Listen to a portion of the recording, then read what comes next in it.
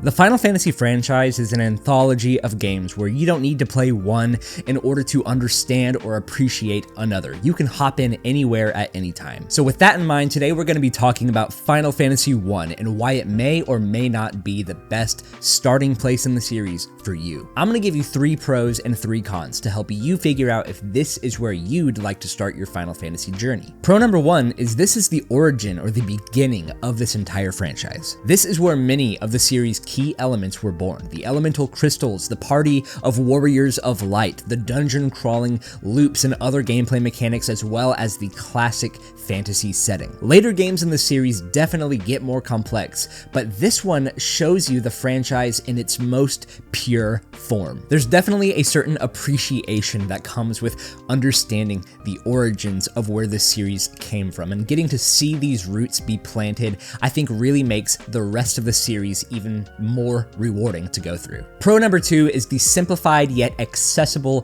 gameplay with modern tweaks. I'm talking about the Pixel Remaster here. And one of these biggest advantages that the Pixel Remaster has is how it trims all the fat. The original NES game had clunky UI, awkward mechanics, and even bugs that broke the game. The Pixel Remaster fixes all of that. You get clean, intuitive menus, a much smoother difficulty curve, auto-saving, and gorgeous new music arrangements that breathe life into this adventure. For a newcomer to turn-based RPGs, this is a low-stress way to dip your toes into this genre without feeling overwhelmed by complicated systems. And pro number 3, full party customization from the start. Before you even begin the game, you're asked to build your party, choosing any combination of 6 classic classes like warrior, thief, monk, white mage, black mage, and red mage. If you want a full team of spellcasters, go for it. If you want a balanced party with a healer, a tank, and some damage dealers, it's totally up to you. This lets you shape your own adventure, and it adds real replay value. Every party composition creates a slightly different experience in combat, strategy, and pacing. But like everything else, nothing here is perfect. So let's talk about 3 cons to Final Fantasy I. Con number 1, it's really light on story and characters. Unlike many of the later entries that are celebrated for their emotional storytelling and character arcs, Final Fantasy I is kind of a blank slate. Your characters have no dialogue, no backstory, and no personal motivation beyond,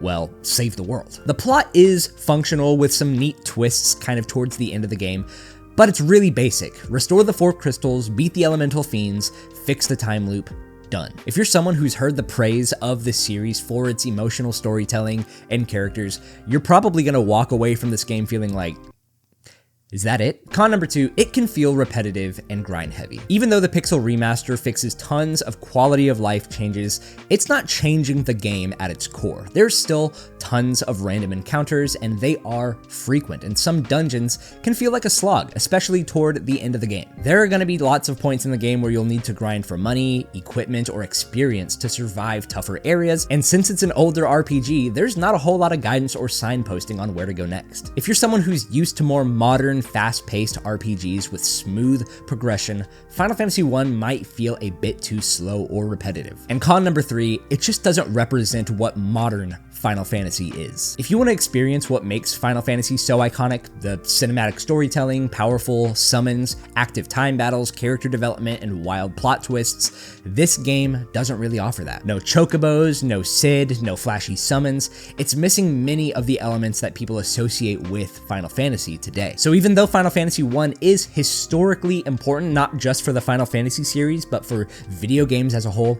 it's just not necessarily representative of what the series is today. A newcomer might not understand what all the hype is about. So if you're brand new to this series, let me know down in the comments below if you're planning on starting with Final Fantasy I. Let me know what game you might be considering that's not Final Fantasy I, and if you're already a fan of Final Fantasy, what was your entry point into this series? But with all of that said, I will see you all in the next video.